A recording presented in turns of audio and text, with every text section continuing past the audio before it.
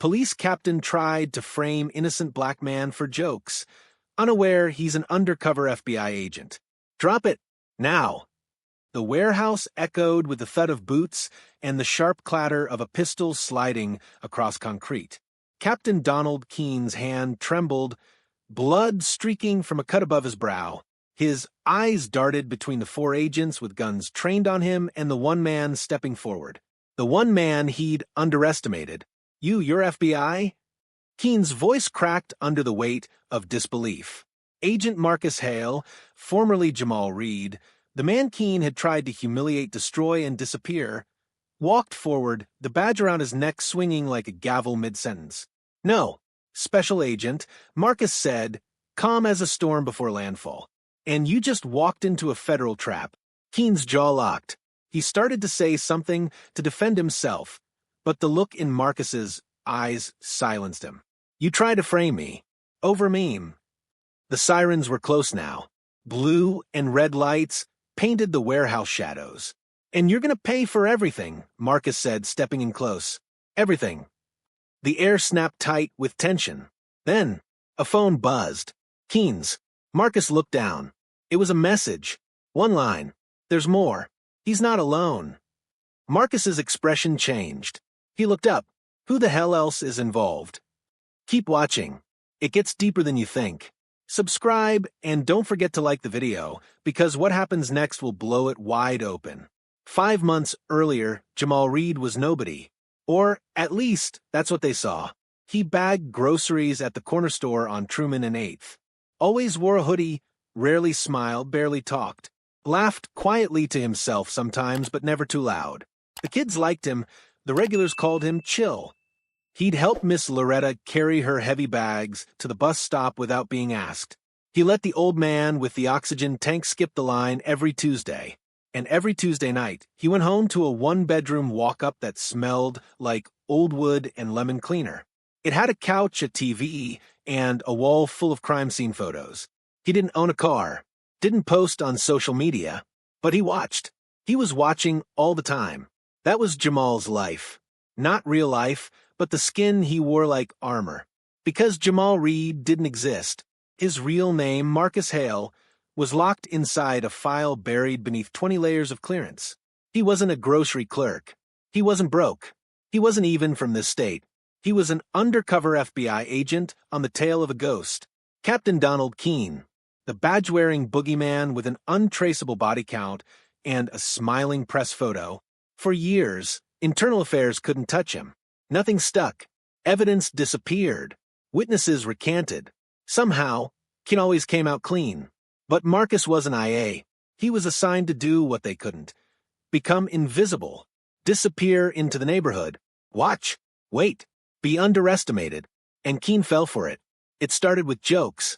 Not even serious ones. Just dumb, meme-level roasts that went viral for a minute in local circles. Cop TikTok got wind of it. Someone photoshopped Keene onto the body of a rat. Another one showed him photoshopped high-fiving a Klansman in uniform. The watermark on the meme? A fake account Marcus had planted months earlier. It was bait. He knew Keene had a temper. A cruel, back-channel kind of rage that didn't make headlines, but wrecked lives. All Marcus had to do was become the target. He made the memes, shared them through burner accounts, slid them into comment threads, waited. Then one day, his face showed up in a precinct group chat. Funny guy at the corner store thinks he's slick. Anyone know who this clown is? 3 days later, someone followed Marcus home. He lost them, but he knew. It had begun. Keene ran the 9th precinct like a cartel, all polish on the outside, rot underneath. He had a talent for making threats sound like favors and framing punishments as procedures. He could smile at a grieving mother, then threaten a homeless witness into silence 15 minutes later. But the part that mattered most? Keene was connected. Deep. There were whispers he fed information to private security firms. That he tipped off local dealers in exchange for hush money. That a few years back, someone in custody died under suspicious circumstances, and the body cam footage was accidentally wiped. Marcus had spent over a year documenting it, piece by piece, But Keene had always kept his hands clean. Until now. Until the memes. Until his ego got the better of him. Because instead of brushing them off, Keene decided to make an example of Jamal Reed. He filed a report. Said Jamal had threatened him. Said he was a danger to officers. Claimed he had connections to local gangs. Within days, Marcus found himself on a list. His phone pinged with anonymous calls.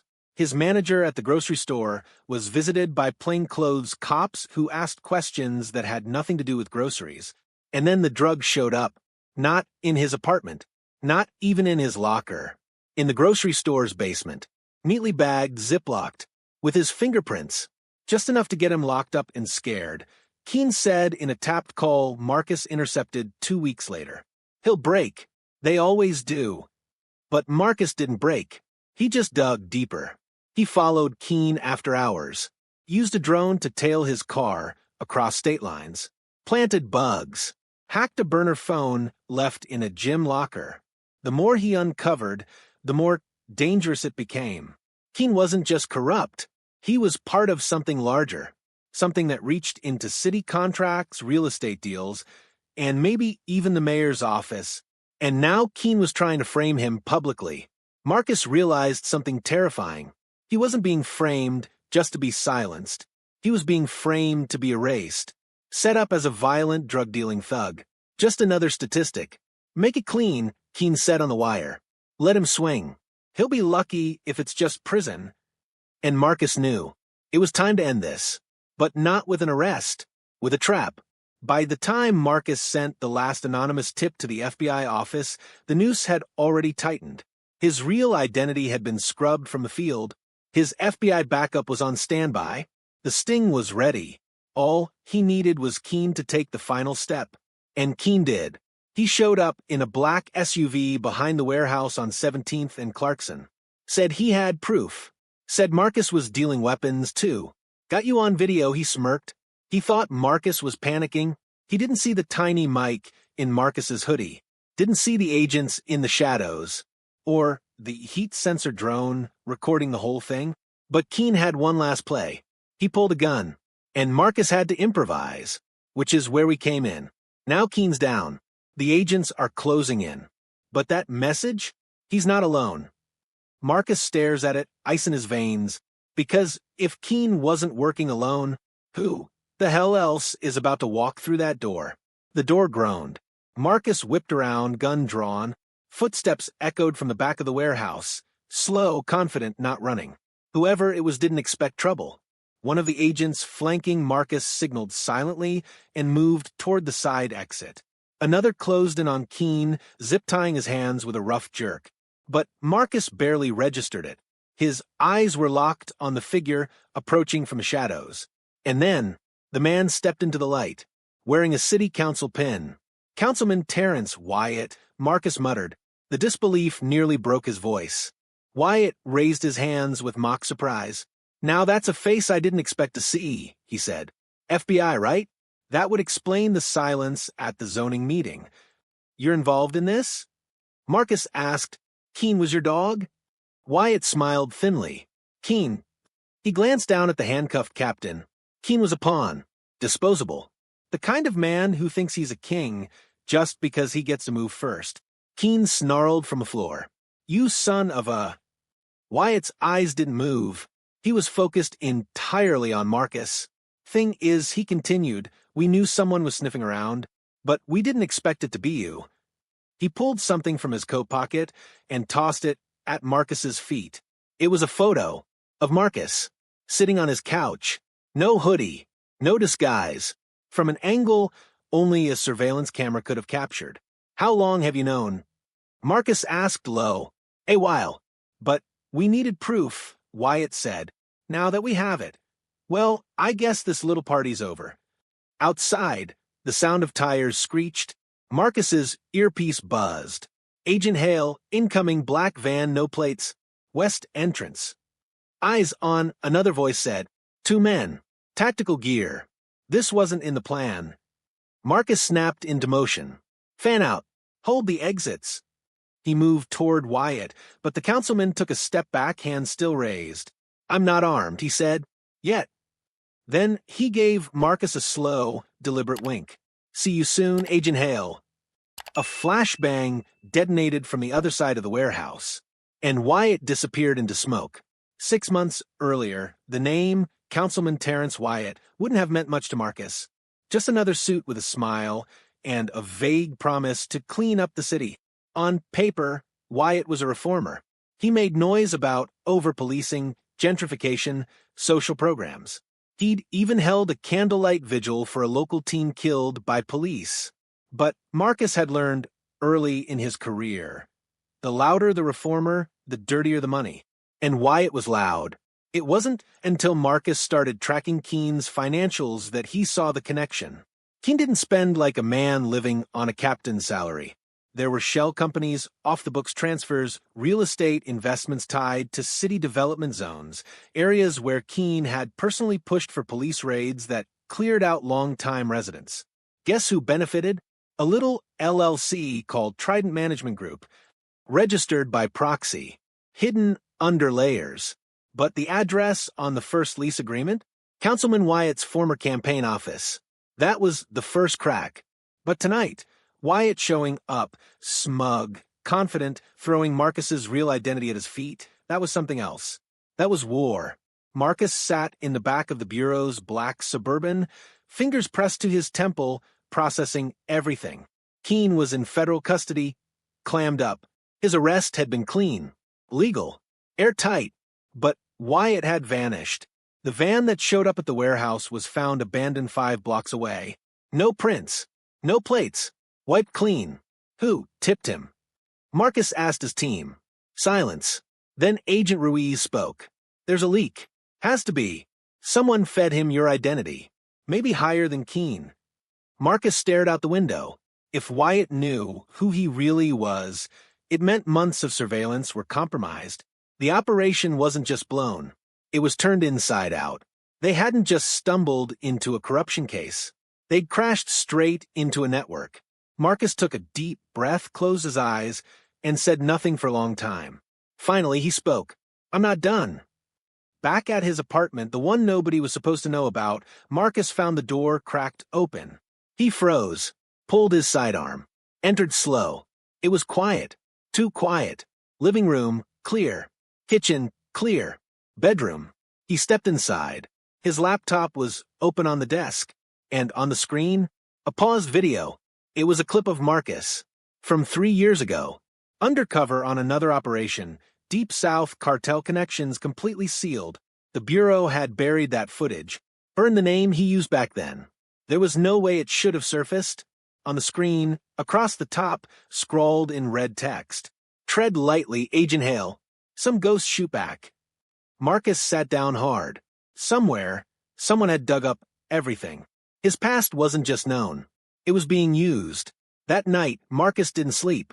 He stared at the video for hours, replaying every second, trying to figure out who had it, how they got it, and what the hell they wanted. Then he saw it, in the corner of the screen. A reflection, barely visible. A glass surface catching a face for just a split second. Not Wyatt, not Keene. A woman. Marcus leaned in, heart thudding. He didn't recognize her, but something about the face. He rewound, paused. It wasn't just any reflection. It was deliberate. She'd wanted him to see it, which meant she wasn't just a warning. She was part of this, and she wanted him to come find her. The next morning, Marcus walked into the field office and dropped a folder on the assistant director's desk. I'm going back in, he said. The director looked up. Into what? We have Keene. That's enough. Marcus shook his head. No, that was the bait. This goes deeper. Wyatt's just the middle layer. And there's someone else, someone feeding them intel. Someone who's been tracking me for years. He pulled out the still from the video. I need name. The director studied it, then sighed. That's Julia Voss, he said. Ex-NSA. Burned 6 years ago. Went private. Last known sighting was in Prague. We've had eyes out, but... He trailed off. Marcus nodded. I'll find her. The director's expression darkened. And then what? Marcus's voice was quiet, steady. Then I finish what I started. Outside, As Marcus walked into the sunlight, his phone buzzed again. Another message. No sender. If you want to know what Wyatt's protecting, go back to the store. Basement. Noon. Come alone. Marcus stared at the screen and smiled. It was never about the memes. It was always about the trap. The grocery store looked the same. Same flickering neon, open sign. Same dusty magazines by the register. Same smell of overripe bananas and bleach. No one would guess it had been ground zero for a federal sting, or that a city councilman's empire might have started under the floorboards. Marcus nodded at the cashier, who didn't recognize him today. No hoodie, no plastic bags, just a plain black jacket and steel in his eyes. He moved past the freezer aisle, through the employees-only door, and down the narrow staircase to the basement. The door at the bottom was still unlocked. No cameras. No motion sensors, just a creaky hinge and a bare bulb hanging from the ceiling. He stepped inside, waited. The silence hit first, then the smell like old copper and mildew. Dust in the air, cold against his skin. Marcus scanned the room. Shelves with canned goods. Boxes of cleaning supplies. Nothing moved, but the message had been clear. Basement. Noon. Come alone. He checked his watch. 12:01 p.m. A minute late, which meant he was already being watched. He moved deeper into the room, past the main shelves to the far wall. Years ago, the owner had joked it used to be a bomb shelter. Marcus remembered the rough concrete, the hairline cracks like faded scars. He tapped along the wall with his knuckles. Thud, thud, hollow. He stopped, kneeled. There, behind a stack of outdated soda bottles, was a square cut into the wall. Barely noticeable. He pried it open. A metal case sat inside, sealed tight. Not locked. He pulled it out and flipped the lid. Inside, a flash drive, a burner phone, and a folded piece of paper. He opened the note first. You have 48 hours. This burns everything. Use it or die with it. JV. Julia Voss. So she wanted to be found after all. Marcus pocketed the drive, phone, and note. Then the light went out. He turned. Gun drawn, heart racing. Nothing. Just darkness and a cold draft. He backed toward the staircase and froze. A shape moved in the doorway. No face. Just breath. Heavy. Slow. Drop it, Marcus said. No response. Then a voice. Male. Familiar. You shouldn't be here, Agent. Marcus clicked on his flashlight and shined it at the figure. It was the store manager. Mr. Lennox. The same man who'd smiled at Marcus for months, who'd joked about lottery numbers and made small talk about the weather, who'd hired Jamal Reed with no questions asked. Who are you? Marcus asked. Lennox held up his hands. That's not the right question. Marcus stepped closer. Then what is? Lennox smiled. The question is, do you really want to know who you're working for? Before Marcus could answer, Lennox tossed something on the floor. A photo of Marcus. With Julia Voss. From 5 years ago. Marcus stared. He didn't remember it. But there they were, him and Julia, side by side, arms crossed, staring at a screen. Not surveillance footage. Not a field op. It looked like a briefing room. And they weren't adversaries. They were partners. Marcus's mouth went dry. What is this? Lennox didn't answer. He was already walking up the stairs. Marcus called after him. Why give me this now? At the top, Lennox paused. Because you've been lied to, and I'm not the only one who thinks it's time you remembered. The door slammed shut behind him. Back at his apartment, Marcus stared at the photo again. There was no mistake. It was him. And her. Before her burn notice. Before the prog rumors. Before everything. He'd known her. Worked with her. Trusted her. But the Bureau had scrubbed his memory.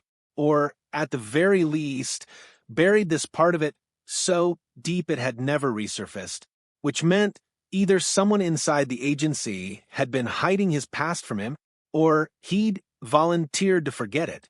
He plugged the flash drive into an air-gapped laptop.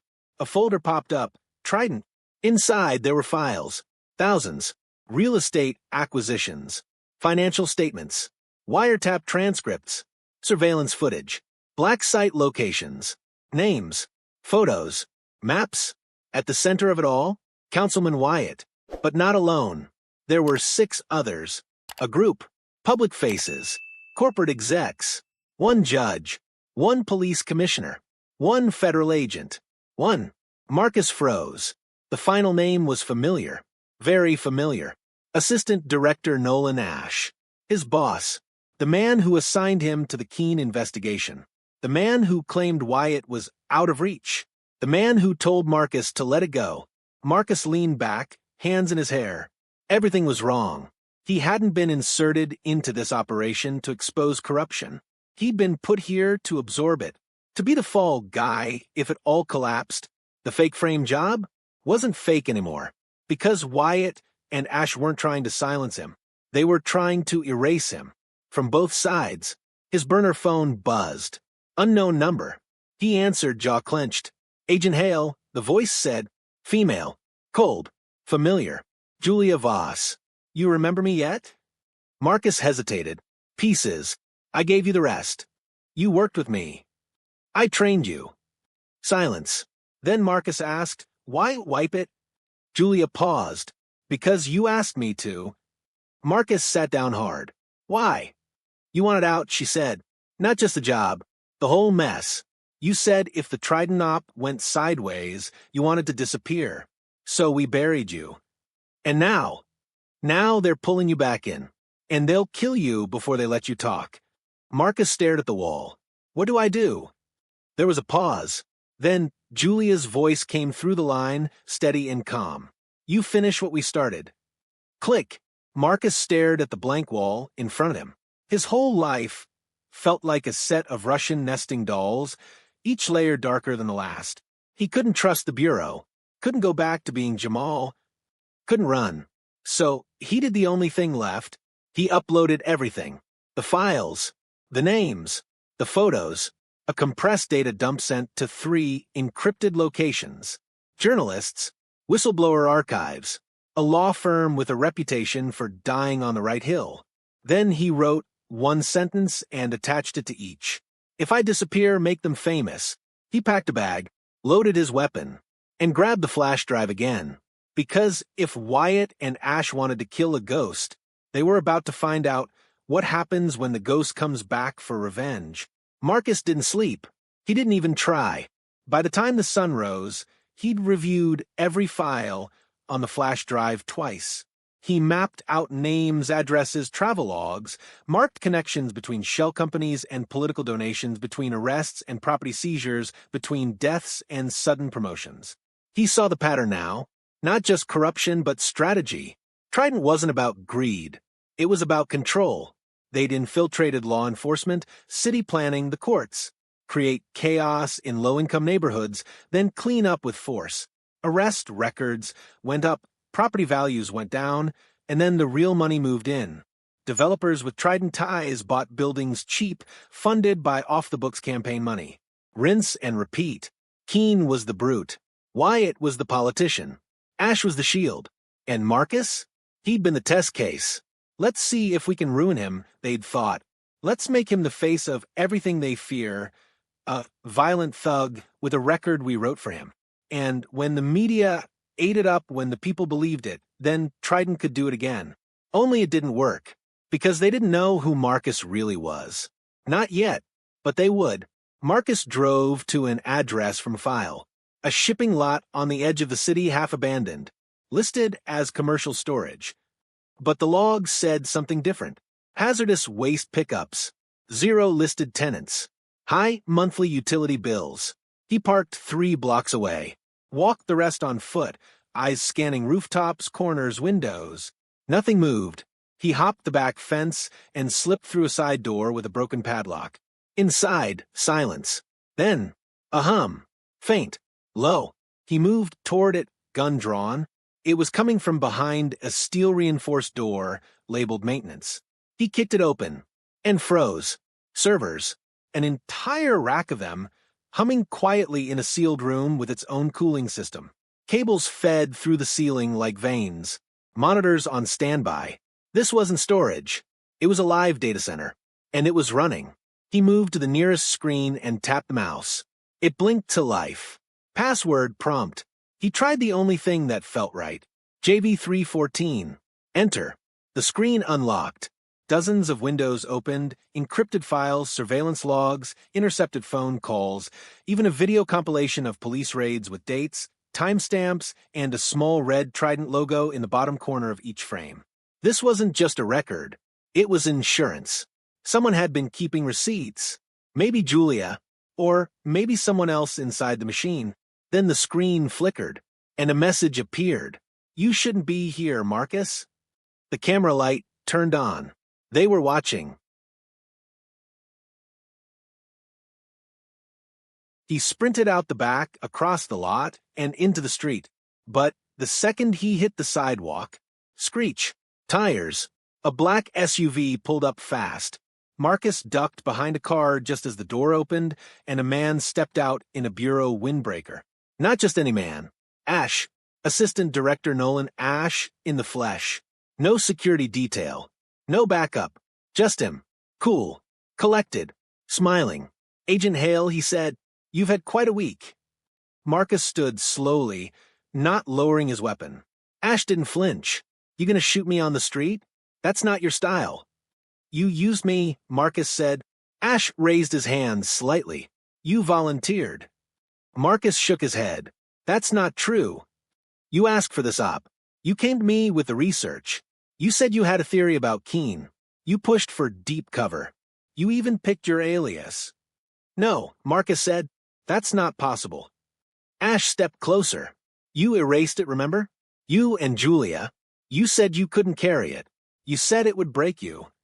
Marcus's grip tightened on the pistol. I don't believe you. Don't believe me? Ash said, look at your hands. You've been part of this longer than you think. He pulled something from his pocket, tossed it at Marcus's feet. A badge, worn, scratched, Trident Division. Marcus stared at it. You were one of us, Ash said, until you flipped, until you started growing a conscience. Julia tried to pull you back. Instead, you turned her, made her run. Marcus's heart pounded. You're lying. I don't need to lie, Ash said, because whether you believe me or not, you're out of time. Another SUV pulled around the corner. Black, tinted, no plates. Ash nodded once and backed away. Walk away, Hale, he said. Delete the files. Drop the act. We'll let you disappear again. The second SUV door opened. Marcus turned and ran. Gunshots tore through the air. Glass shattered behind him. He dove behind a dumpster, bullets ringing off metal, heart hammering like a war drum. He was in it now, and there was no way out but through. That night, Julia called again. You saw Ash, she said. He said, I used to work for Trident. Silence. Is it true? Marcus asked. Julia's voice was quiet. It's not that simple. Try. You were assigned to infiltrate them, not destroy them. The original mission was surveillance. But then you got too close. You started helping people, blowing ops, sabotaging raids. They labeled you compromised. And then you tried to bring it all down, but the Bureau wouldn't protect you. So we staged your death, wiped your records, sent you under with no trace. Marcus sat with that. I've been fighting a war I started. Yes. And everyone I trusted was compromised. He looked at the badge Ash had tossed him. Worn. Old. Like it had once meant something. I don't want to forget anymore, he said. Julia's voice softened. Then we finish it. He didn't sleep that night either. He started tracing the network, sending out copies of the Trident files to more journalists, more watchdog groups, more legal contacts. He contacted 2 old Bureau friends he hoped weren't dirty, gave them just enough to scare them into silence, left a burner phone by a park bench with a note. Call this number. Ask for justice. He didn't have time for war rooms. This was going to end in blood. He just needed to choose the battlefield. So he sent one final message. To Wyatt. To Ash. To the others. One sentence. I remember now. Meet me at the warehouse. 1 hour. Then he strapped on his vest, loaded his weapon, and walked out the door. Because the past was no longer buried. It was alive, and he was ready to bury it himself. The rain started just as Marcus reached the warehouse. thin needles falling in sheets, soaking his jacket, blurring the edges of the streetlights. The same warehouse where Keene had pulled a gun on him. The same warehouse where Wyatt slipped away into smoke. The same warehouse where it all cracked open. This time, Marcus wasn't walking in as Jamal Reed. He wasn't hiding. He wasn't playing a role. He was Marcus Hale, federal agent, ghost, betrayed and reassembled. And he was done running. He stepped inside. The space was empty, silent except for the drip of water echoing through the rafters. The walls still bore the scorched outline from the flashbangs. One bullet hole near the exit, bloodstains washed away by time or effort. But the ghosts were still here.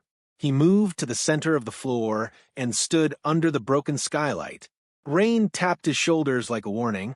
He waited. 10 minutes passed. Then headlights cut through the far wall. An SUV rolled in slow, tires crunching wet gravel. Marcus stayed still. Driver's side door opened. Wyatt stepped out. Black trench coat. No umbrella. Rain slicked back his hair. His face was calm. Too calm. "You always had a flair for dramatics," he called out. Marcus didn't move. Wyatt came closer. "You armed?" "I'm not suicidal," Marcus said. Wyatt chuckled. "Depends who you ask." Then another engine. Another set of lights. Another vehicle. Ash. He stepped out, this time with 2 men behind him, neither wearing bureau windbreakers. No badges. No names. Hired muscle. Marcus knew what this was. A negotiation. A threat. And a warning. "Let's make this easy," Ash said, stopping 20 feet away. "You have something we want. You're angry. Justified, even, but we can fix this." "I don't want it fixed." "You want revenge," Wyatt said, stepping in again. "But let's be honest. You're outnumbered, outfunded, out of time." "No," Marcus said. "I'm not." He reached into his coat. The 2 gunmen raised theirs. "Easy," Marcus said. "Just a phone." He pulled it out, pressed one button, held it up. A live feed appeared on the screen. Julia's voice came through, crisp and sharp. "We're live. 300,000 people are watching. Say hi." Wyatt stiffened. Ash didn't blink, but his jaw clenched. Marcus stepped forward.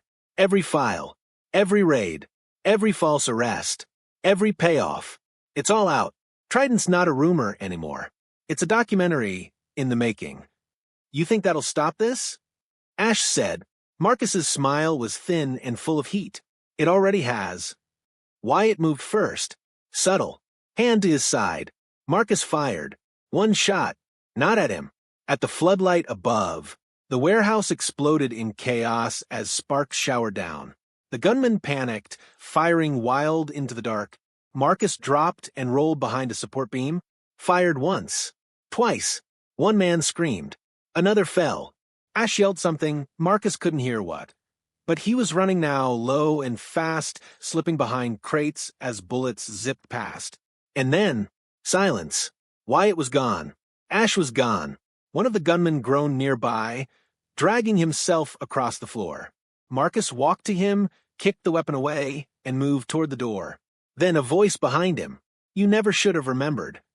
Marcus turned. Ash stood in the doorway, soaked in rain, bleeding from the shoulder. Gun aimed at Marcus's head. "I made you," Ash said. "You think the world's gonna thank you for this? They'll forget. They always do. In a week, they'll move on." Marcus didn't flinch. "You're right," he said. "They will." He dropped his weapon. Ash's eyes flicked down, just for a second. Marcus lunged, tackled him hard, the gun clattering across the floor. They hit the concrete, rolled. Fist slammed. Blood splattered.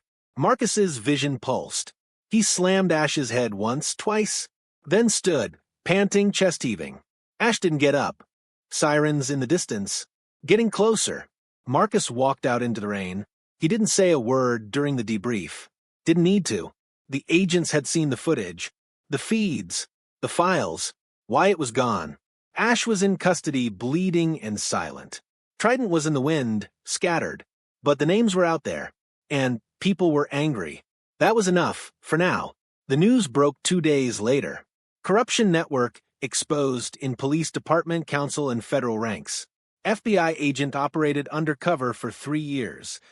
They didn't use his name, didn't show his face, but they showed Julia in shadow with a voice modulator. She said one sentence. He remembered who he was and who they made him forget. Marcus watched the footage from a motel room outside the city. He didn't smile, didn't cry. He just sat there breathing. Then his phone buzzed. Julia again. "Where are you headed?" she asked. "Not sure yet." "You're not done." "No," he said, "but I'm free." She paused. "There's more out there." "I know." "Then what are you waiting for?" Marcus looked out the window. The rain had stopped. "For now, I'm waiting for them to come looking again." Because they would. They always did. And this time he'd be ready. The gas station coffee was bitter, but it was hot, and that was enough. Marcus sat in the corner booth of a roadside diner 30 miles outside Atlanta, hoodie up, backpack by his side. Rain tapped the window beside him. His eyes scanned the parking lot through the reflection of the glass, always scanning, always watching. The truckers didn't notice him. The waitress barely looked twice. But the man 2 booths behind him? Too quiet. No food, just a glass of water, and a phone he hadn't touched once. Marcus clocked him immediately. He stirred his coffee, leaned back casually, and said without turning, "If you're going to follow me across state lines, you should at least learn how to breathe quieter." A beat passed. Then the man stood and approached slowly, arms in view. "Agent Hale," he said, voice neutral. "You've made a lot of noise." Marcus sipped his coffee. That a compliment or a threat? The man slid into the seat across from him. Tan coat, silver stubble, bureau eyes. "I'm Agent Dalton, Washington, D.C. Division. I work for the Office of Special Inquiries." Marcus raised an eyebrow. "Never heard of it. You're not supposed to." Marcus tilted his head. Dalton reached into his coat and laid a file folder on the table. Unmarked. Heavy. "I'm not here to arrest you. I'm here to offer you something." Marcus didn't move. "Talk." Dalton opened the folder, just a crack, and spun it around. Photos. Grainy but clear enough. 3 men in suits standing in front of a black SUV with a Trident logo on a parking badge in the windshield. Foreign plates. European building in the background. Marcus leaned in slightly. "Zurich." Dalton nodded. "The financial arm. The ones who make the decisions but never get their hands dirty. They're still active. Very." Dalton sat back. "You cracked the East Coast branch, but you didn't cut off the head. Wyatt was never the head. He was just the voice." Marcus felt it again. That heat in his chest, that quiet rage coiled behind his ribs. The feeling he thought would go away once the truth came out. It hadn't. "You want me to go after them?" Dalton shrugged. "We want someone who doesn't exist. Someone they won't see coming. Someone with skin in the game." Marcus stared at the file. "I'm out," he said, though it didn't feel like a lie. It felt like a test. Dalton smiled faintly. "Then throw that file away." He stood, adjusted his coat, and dropped the phone on the table. "Call that number if you change your mind. In the meantime, you should watch your 6. You rattled a very expensive cage." He left without another word. Marcus sat there, the rain getting heavier again outside. He didn't open the file. Not yet. Instead, he picked up the burner phone Julia gave him, thumbed through the few contacts stored there, and tapped one. She answered after 2 rings. "You saw him?" "Yeah." "What did he say?" "He said I wasn't finished." Julia didn't say anything for a moment. "Then he's not wrong." "I'm tired, Julia." "So rest." "I can't." Another pause. Then, softly, "I didn't think you'd stop. Not after everything they did." Marcus leaned back, eyes on the ceiling, the weight of it all pressing into his spine. "I don't even know who I am anymore," he said. "Agent, mole, pawn, ghost." "You're Marcus," she said, "the man who refused to stay buried." That night, he didn't sleep in the motel. He left the key on the counter, packed the file, the phone, and a burner laptop. He drove west through the night into Tennessee, where the Bureau had no reason to look and Trident had fewer eyes. In a small cabin off the grid, he opened the file, page after page of foreign assets. Swiss bank accounts, shell companies spanning 5 countries, a woman listed only as AV in every report, but tied to every thread. Private jets, intelligence contractors, a ghost inside the machine, and, on the final page, a single sentence. Target is believed to be in Vienna. Marcus closed the folder. He opened the laptop, cracked the encryption Julia left behind, and found what he knew would be there. Another list. More names, including his own. Marked unknown status. Rogue. He smiled, the first real smile in weeks. Then he clicked open a secure message window and typed. To JV/subject, I'm in. They think I'm still running. Let's give them a reason to. Across the ocean, in a candlelit office in Vienna, a woman with silver hair and dark eyes stood over a desk covered in old case files. Her assistant handed her a tablet. Agent Hale resurfaced, he said. He made contact. The woman, AV, tapped her fingers lightly against her chin. Did he accept the offer? No, not exactly. She studied the screen, then smiled. Good. Why? Because the ones who come back angry, she said, eyes narrowing, always go further than the ones who come back scared. She tapped the screen. Send word to Zurich. Tell them Marcus Hale has just made himself a priority. And across the screen flashed one last line. Target status. Active. The first snow dusted Vienna like powder glass.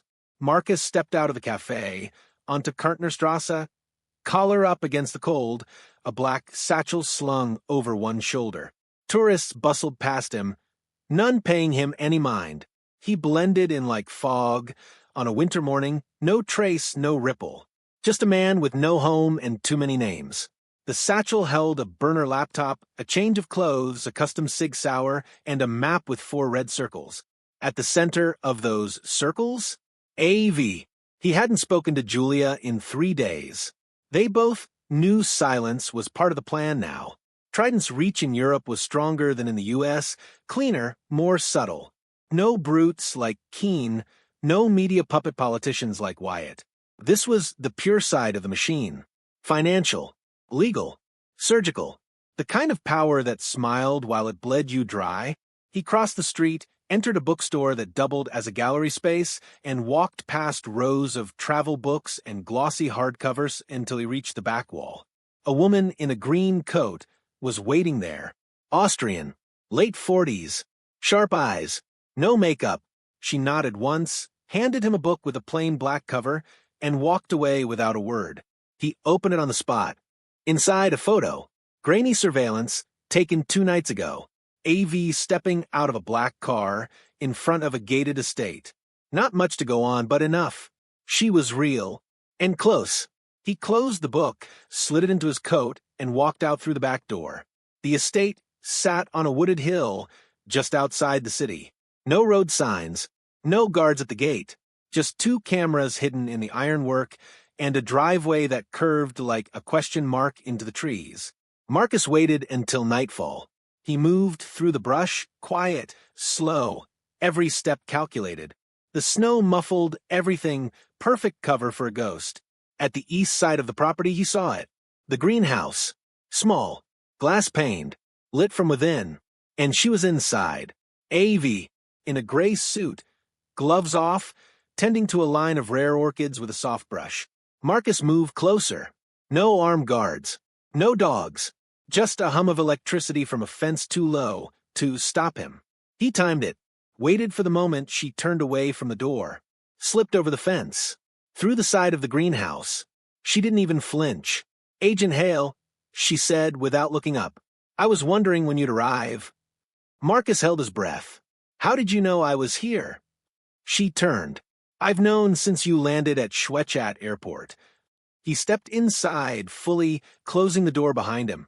Then why let me come this far? She smiled. To see what kind of man you really are. And she put down the brush, wiped her hands with a cloth. I see a man who's still deciding. Between what? She tilted her head. Between being a symbol or being effective. Marcus's jaw tightened. You built Trident. She gave a half-shrug. I structured it. The building happened on its own. You blackmailed politicians, fixed property markets, infiltrated law enforcement. To prevent chaos, she interrupted. You think this world is fair, Agent Hale? That without structure, without control, the system doesn't devour its own children? We created order. You created predators. Her eyes flashed. We created rules. Marcus stepped forward, and when people didn't follow them, you buried them. She didn't deny it. Do you know what I saw when I first read your file? She said. A weapon. Precision built. Someone who could walk between worlds. You weren't meant to expose Trident. You were meant to inherit it. Marcus laughed under his breath. You want me to join you? No, she said. I want you to lead. He stared at her, stunned into silence. Keen was noise. Wyatt was a mouthpiece. Ash was ambition without discipline. But you, she smiled again like a teacher pleased with a student. You're different. You believe in justice. Real justice. The kind that requires ugly decisions. I believe in accountability. Then take it, she said. Take control. End the chaos. You already have the files. The leverage. The world wants someone to take over. Be the one who sets the terms. Marcus shook his head. You want me to become what I fought. She leaned in. I want you to stop pretending you weren't always this man. Silence hung between them. Then she picked up a folder from a nearby bench and handed it to him. No matter what you decide, she said, you'll need this. He didn't take it. So, she laid it on the table. Inside a dossier. Photos. Surveillance. GPS logs. Julia, she's working against you now, AV said softly. You know that, right? She's not just hunting Trident. She's hunting anyone who ever touched it, including you. Marcus said nothing. He stared at the folder. You think I'm the enemy, AV said, but she's the one who'll put a bullet in your back the moment you step out of line. Marcus turned and walked out into the cold. Didn't look back. That night, in a dark apartment 2 streets away from the Danube, Marcus opened the folder. The photos were clear. Julia, talking to someone in a car, holding a phone, boarding a train. Every time stamp recent. Every note marked with terms like rogue element and unpredictable. And at the bottom, in thick red marker, priority, contain or remove. He stared at it for a long time, then picked up his own phone, texted one line. We need to talk. Now. The response came within seconds. Where? He hesitated, then typed, where we buried Keen's files. No one else. Midnight. He stared at the screen for a long time before shutting it off. He didn't know if Julia would show up with a gun or a hug. And the worst part? He wasn't sure which one he deserved. The old storage unit hadn't changed. Same rusted padlock. Same flickering hallway lights. The same heavy silence that wrapped around the place like a warning. Marcus stood outside Unit 109, his breath fogging in the cold air. Midnight on the dot. Vienna was quiet outside, but inside him, everything screamed. He could feel it tightening, this coil of past betrayal, choices. One wrong move tonight, and it all went sideways. He unlocked the unit. Step inside.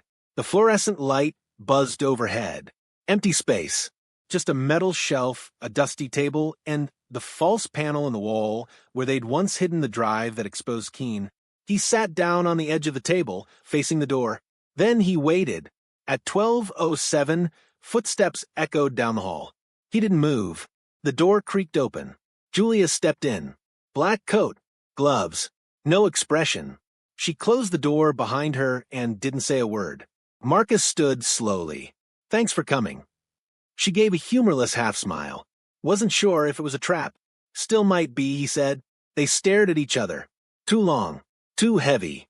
Finally, she said, You saw the folder. He nodded. And I came here to ask you the same question you asked me once. Julia's brow furrowed. What kind of person am I now? Marcus said. She didn't answer right away. Then, I don't know anymore. He swallowed. Are you working against me? Her voice was low. I'm working against what you might become.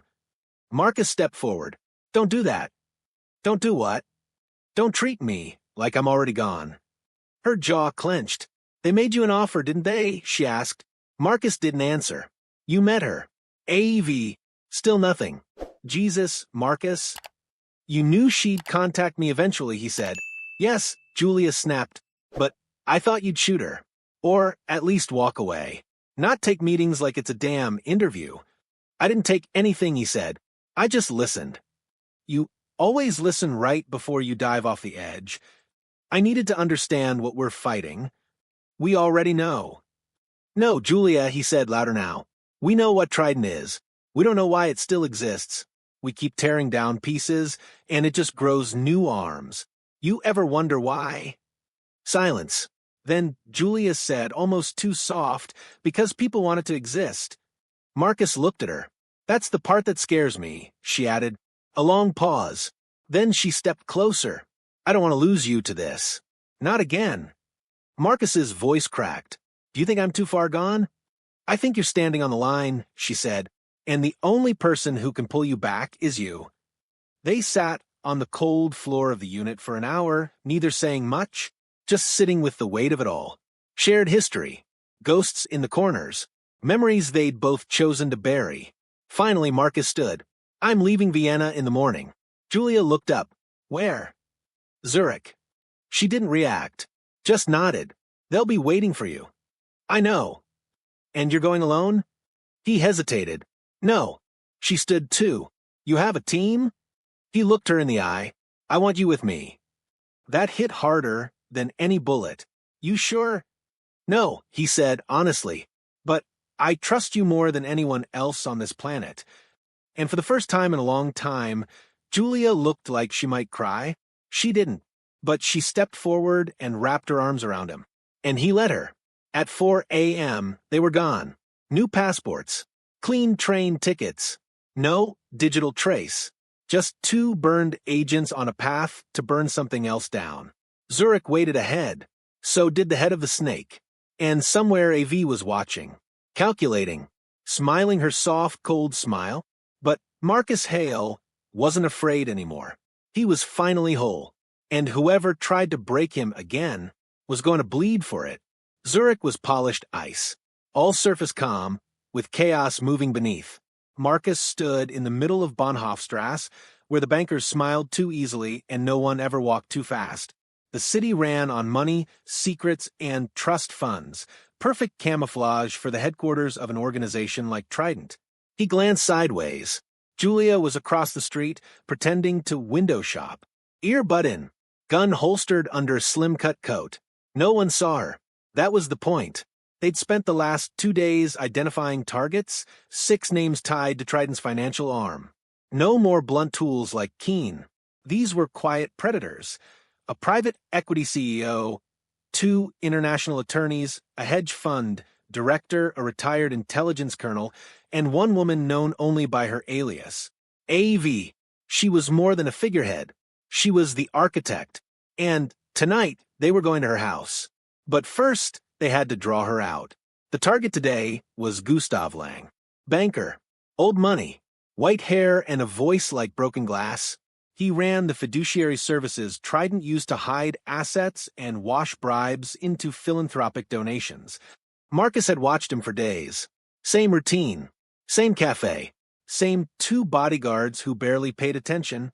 They made the hit at 3:07 p.m. Julia bumped one guard. Apologized in perfect Swiss German. He didn't notice Marcus circle around the back. Inside Lang's black Mercedes, Marcus planted a device beneath the passenger seat. Motion sensor. Signal burst recorder. Tracking chip. Lang never saw him. 5 minutes later, Marcus and Julia were blocks away, walking like locals, their faces lost in the crowd. The car pulled away behind them. 30 seconds later, a phone rang. Not Marcus's. Julia's. She answered on the second buzz. No ID. A woman's voice. Well done, Agent Hale. And Agent Voss. Though I expected you to come through the front door. It was AV. Julia didn't speak. Marcus leaned in, close to her ear. Put her on speaker. Julia tapped once. AV's voice came through the wind. Lang's just the beginning, I assume? You assume correctly, Marcus said. So dramatic. You could have scheduled a meeting. I don't schedule meetings with criminals. Criminal? Her tone was light, amused. You leaked classified documents. You assaulted federal agents. You shot a man in a public warehouse. Shall we keep going? That man tried to kill me. So dramatic. Don't pretend this is even, Marcus said. We're coming for you. Oh, I know. That's why I'm inviting you. Julia stiffened. Marcus blinked. Excuse me? You want closure? AV said. You want answers? Come to the villa tonight. No security. No cameras. Just you. And me. Why? Because I'm tired of chasing ghosts. Let's end this face to face. Click. The line went dead. Julia exhaled slowly. She's setting a trap. Of course she is, Marcus said. You're going anyway. Of course I am.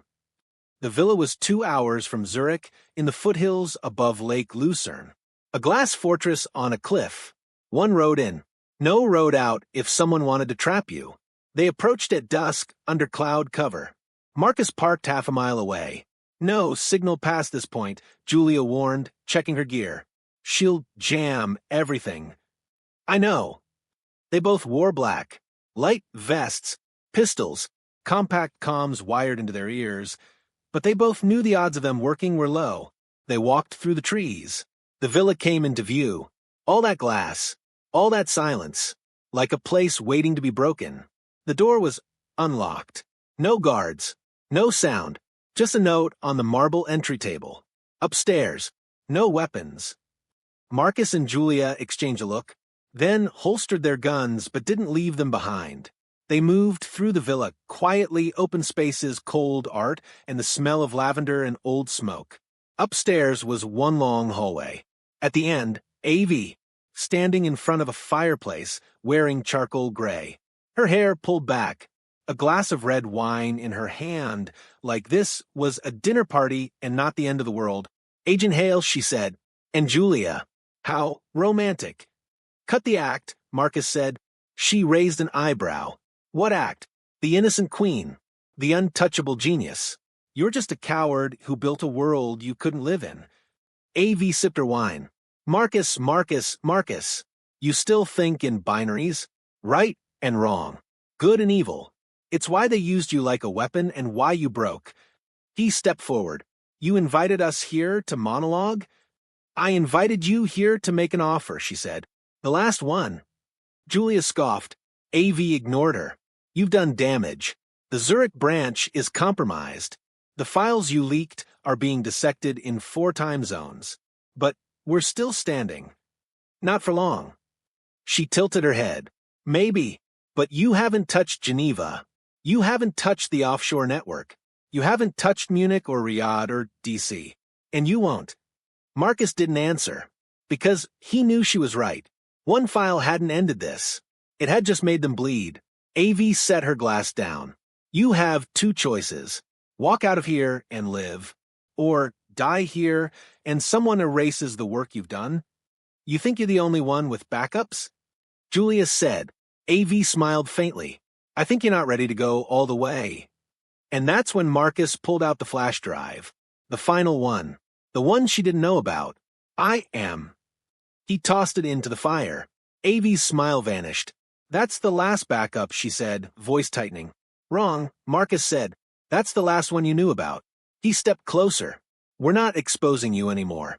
We're going to erase you. From inside. From your own system. Then, you're no better than me, she said quietly. No, Marcus said. I'm worse.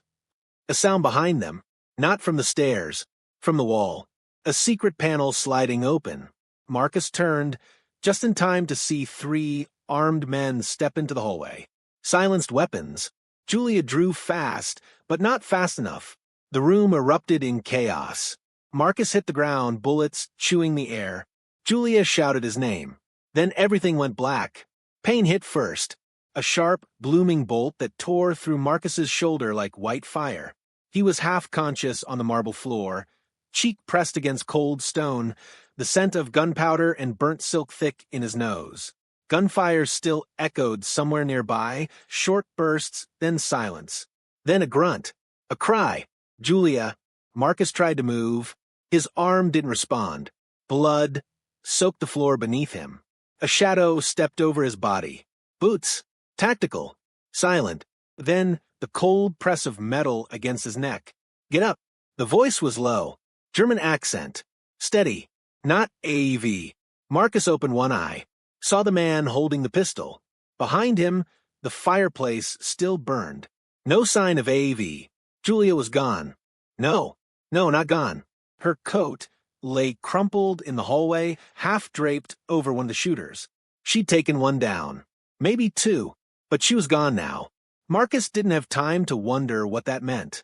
The man dragged him up, pushed him into a leather chair in the corner. Another figure entered. This one was clean-cut, gray suit, a thin earpiece in one ear. Banker vibes. Cold eyes. He shut the door behind him and adjusted his sleeves like he had all the time in the world. Agent Hale, he said, "It's a pleasure. I'm Victor." Marcus didn't reply. "You've made things complicated," Victor said, circling slowly. The Zurich files, the press leak, the banker in Bern who suddenly wants immunity. He crouched in front of Marcus. "You embarrassed us." Marcus spat blood at his feet. Victor sighed and stood. "I was told you were intelligent, not suicidal." "I was told you were just a rumor," Marcus muttered. Victor didn't flinch. He walked to the fireplace, picked up AV's wine glass, and sipped it. "I could kill you," he said. "Right here. Right now. No news story. No discovery. Just a quiet erasure." Marcus didn't look at him. "Then why haven't you?" Victor turned. Because AV had reappeared. At the doorway. Untouched. Calm. Julia's gun in her hand. She tossed it at Marcus's feet. He didn't move. She looked at Victor. "Leave us." Victor looked stunned. I said leave us." He hesitated. "He won't talk." "I'm not asking him to." Victor glanced at Marcus, then walked out. The enforcer followed. Door shut. Silence. AV walked over, picked up the gun from the floor, and handed it to Marcus. His hand was shaky, but he took it. "What's this?" "Control." He frowned. "I don't understand." "Yes, you do," she said, kneeling so they were eye level. "You can kill me right now, or you can hear what I'm about to say, but this time it's your call." He stared at her, the woman who orchestrated years of systemic manipulation, the woman who built Trident like a fortress and used people like pawns, the woman who had just betrayed her own soldier to speak to him alone. "Where's Julia?" "Alive," AV said. "Held. For leverage. But not hurt." He pointed the gun at her. "You really think that matters?" "I think you want to know what this was really about." He didn't lower the gun. She leaned in. "You think Trident was about money, power, but it started as something else. A fail-safe." He narrowed his eyes. "For what?" "For collapse." She stood and walked to the window. The intelligence community saw the writing on the wall after 2008. Government's too slow. Agencies tied in red tape. The next war wouldn't be tanks or planes. It'd be silent, economic, structural, quiet assassinations, data, panic, collapse. She turned back to him. "So we built something faster, something stronger, something global." Marcus's jaw clenched. "You built a monster." "No," she said. "We built a scalpel. It's the world that turned it into a gun." He didn't lower the pistol. "What do you want from me?" "I want you to do what you were always meant to," she said. "Finish it." "Finish what?" AV stepped closer, eyes locked on his. "Trident is dying," she said, "but something worse is coming. A vacuum. One filled by people who don't care about rules. About optics. About anything. If you kill me now, they take over. No plan. No code. Just chaos." Marcus said nothing. "You're not here to destroy the machine," she said. "You're here to rebuild it. Better. Cleaner. You want me to run Trident?" "No," she said. "I want you to replace it." The gun trembled in his hand. "Why me?" "Because you already did it once," she said. "Back in Prague. Before you wiped it." Marcus blinked. "What?" AV nodded. "You infiltrated an Eastern branch. You exposed 2 directors. You wrote the new protocols. You were the reform. Then you saw what the system really was. And you ran." Marcus stared at her, the memories bleeding through the cracks. She stepped forward. "This is your second chance. Be what we couldn't." He lowered the gun slowly, then said one word. "Julia." "She walks," AV said. With you. Right now. Out that door. He stood, gun still in hand. Why now? She smiled. Because Trident isn't about loyalty. It's about succession. Marcus turned toward the door. But before he could move, an explosion rocked the hallway. Gunfire. Julia burst through the side door, blood on her face, pistol in one hand. Move, she shouted. Marcus turned. Saw Victor's enforcer behind them, weapon raised. He dove. Shots exploded. Glass shattered. Marcus hit the ground with Julia beside him. Go, she screamed. We have to go now. But as they ran, Marcus looked back one last time and saw AV, standing calmly in the firelit room. Not running, not hiding, just watching and smiling, like she'd already won. They didn't stop running until the villa was a smear of smoke in the distance, sirens wailing in the valley below. Marcus's shoulder throbbed with every step, hot blood seeping through his shirt. But he didn't slow down. Julia was ahead, moving fast, ducking behind trees and stone walls, pistol still in her hand, jaw tight. They reached the edge of the forest, where Marcus had stashed the rental car, slid into the front seats, and slammed the doors shut. The engine kicked over with a groan, and they peeled out onto the back road, tires spitting gravel into the cold night. No words. Not yet. The only sounds were labored breathing and the wind hammering the windshield. 10 minutes passed. 15. Only then did Julia finally speak. Are you out of your mind? Marcus didn't look at her. She let us walk, he said quietly. She let you think she let us walk? Julia snapped. You don't see it? This whole thing, Zurich, the trap, that wine-glass monologue, it was theater. For you. Marcus gritted his teeth. I had a gun to her head. And she handed it to you, Julia said. No guards. No resistance. She wanted you to feel like you had the power. And now you're walking around thinking you made a choice. Marcus didn't respond, because part of him knew she was right. It had been too easy, too clean, too choreographed. Julia turned toward him, still holding her pistol, not aiming it, just thinking with it in her hand like it steadied her. Did you mean it? She asked. Mean what? What she said, about you rebuilding Trident. Marcus's hands tightened on the wheel. I don't know what I meant, he admitted. I just know I was standing in front of the person who built this whole damn nightmare, and she was asking me to take the keys instead of burn the house down. And for a second, Julia said, you thought about it. Marcus glanced at her. She was staring at him like she already knew the answer. And maybe she did. They crossed the Austrian border before dawn, using forged documents and an emergency route that Julia had prepped months earlier. An old contact in Slovenia gave them a safe house, a basement flat outside Maribor with no windows and no running heat. It was quiet there. Marcus slept for 10 straight hours, a gun under his pillow and a fevered dream in his head. He saw fire. He saw Trident symbols carved into marble floors. He saw himself at a desk, AV's voice whispering behind him. You already chose. You just forgot. He woke, with sweat running down his spine, and Julia sitting in the corner with her knees to her chest.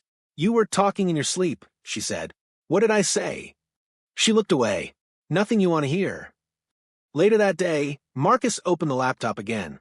One folder remained encrypted, buried in the drive Julia had cracked weeks ago, but never opened. He'd saved it for last. Now he opened it. Inside, a single video file, titled with a date, September 12th, 2017. Marcus clicked play. The screen flickered, and there he was, younger, harder, standing in a briefing room. AV was beside him, not as calm, not as polished, and Julia was behind the camera. You understand what this means? AV was saying, once we initiate the reset, you can't come back. I know, Marcus said on screen. It's the only way. What about the East Division? AV asked, what about Victor? We shut it all down, on screen Marcus said. We give them the files, the money trails, everything. And after, he looked directly into the camera, we disappear. You wipe me. I go under. You go ghost. And Julia, he hesitated. You protect the next one. The video ended. Marcus sat back. Julia was still across the room. How long have you known? He asked. She didn't answer right away. Then she said, You asked me to forget, too. Marcus stood slowly. The truth dropped hard between them. He hadn't just infiltrated Trident once. He dismantled part of it, then erased himself so no one could rebuild it through him. And now, AV was doing it anyway. Not by force, not by threat, by invitation. Because she knew. Once Marcus remembered what it felt like to control the machine, he might not want to let it go. Julia stood. We can end it, she said. The files are still circulating. We hit Geneva next. Then Riyadh, Munich, Ash's old contacts. They'll replace them, Marcus said. Another structure. Another network. It never ends. Maybe not, she said, but it's worth the fight. He turned to her. His voice was soft. But what if it really does need structure? Julia's face broke. No, not Trident, Marcus said quickly. Not the corruption, but something to keep the wolves from rebuilding. Marcus, if I disappear again, they'll do it without me. They'll get someone worse. You know they will. She stared at him like she didn't recognize him. Then quietly, and what if that someone is you? He couldn't answer. Not yet, because maybe she was right. Maybe the choice wasn't about whether he wanted to rebuild the system. Maybe it was about whether he could walk away from it now that it had already started pulling him back in. That night, a new message came through the secure channel. Encrypted.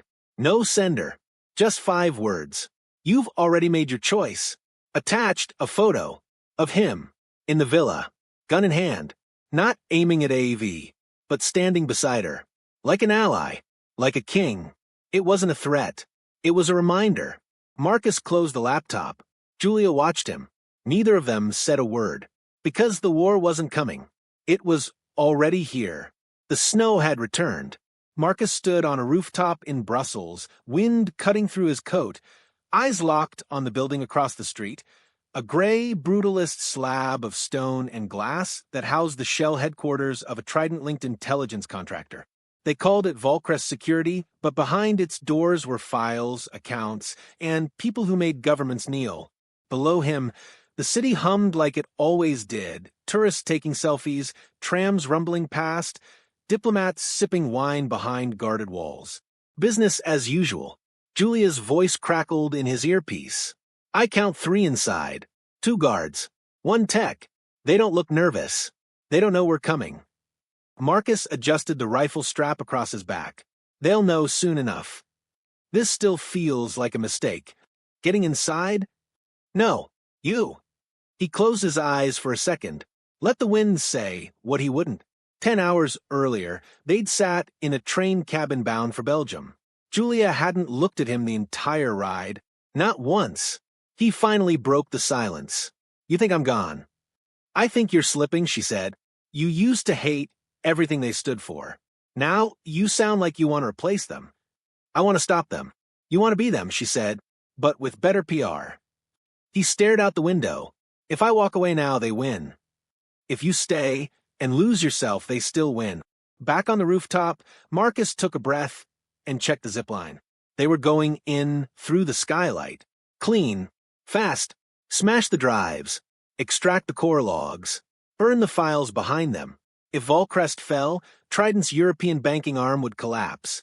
The offshore vaults, the ghost payrolls, the bribes, everything. He grabbed the line, slid into the dark. Glass cracked beneath his boots. He landed in a crouch, gun up.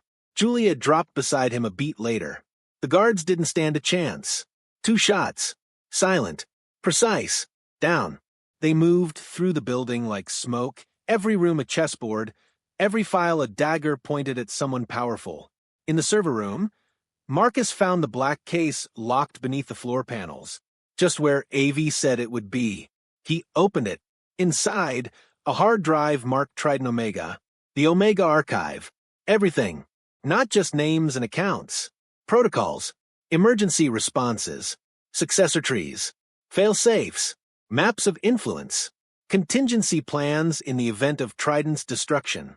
It was all there. Marcus stared at it, and, in that moment, something shifted. This wasn't just evidence. This was a weapon. and he was holding the trigger. They burned the rest of the building.